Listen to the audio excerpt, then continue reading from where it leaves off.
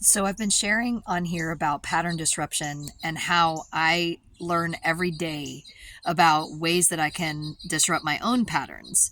And I've shared also about codependency and the fact that I work with people around pattern disruption as a coach, and I also work with people around codependency as a coach. And so I'm always willing to recognize and evolve and grow and share the things that I'm learning about myself.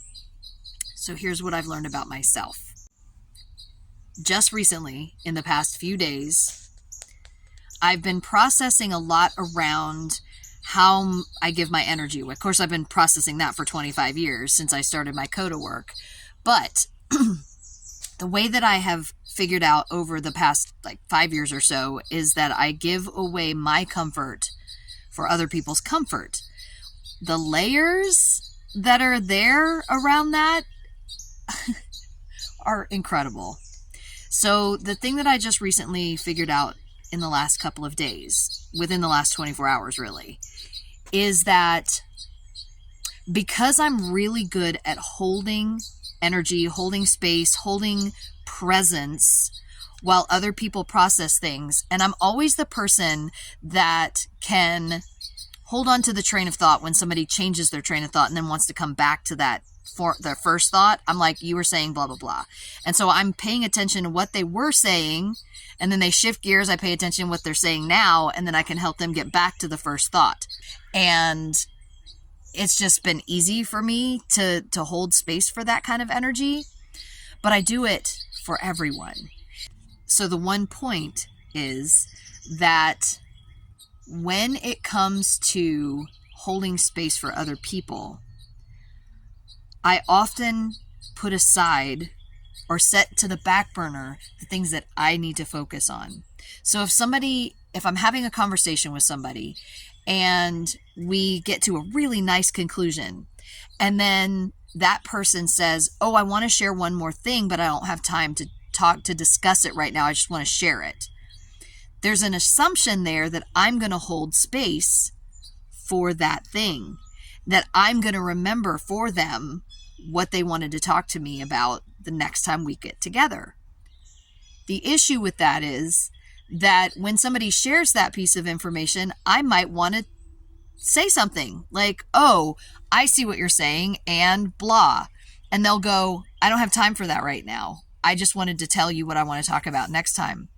What I'm recognizing is that I have given people permission to do that. That's me. That's my part. And that if it's too much for me to hold on to other people's stuff, then I need to say, share it with me next time we get together. Write it down so you can remember. I need to say, I'm not capable of holding that for you without wanting to say something myself about it right now. So as I am allowing myself to really process this information at the gut level and at my heart level and at my throat level, because those are where I have defined centers in my human design,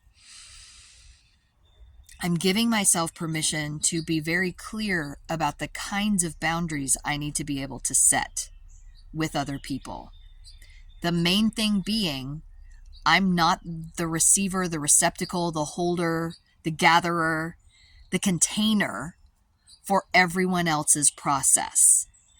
And what I'm recognizing is it's also why I've struggled with letting go of weight. It's also why I've struggled with financial stability and support, because I'm holding so much of everybody else's stuff that I don't have time for my own. I don't have time and energy for me, for what I'm working on, because I'm holding energy for so many people.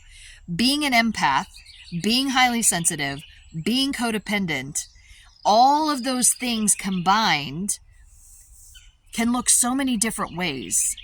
And the place that I'm working on at the deepest possible level right now is to recognize how it's okay to be an empath, and it's okay to be highly sensitive, and it's okay to care about other people. I just need to stop doing that at the detriment of myself. And that is what I want to share with you. And I would love to hear if anyone else has thoughts about that. Have a blessed day, and I love you.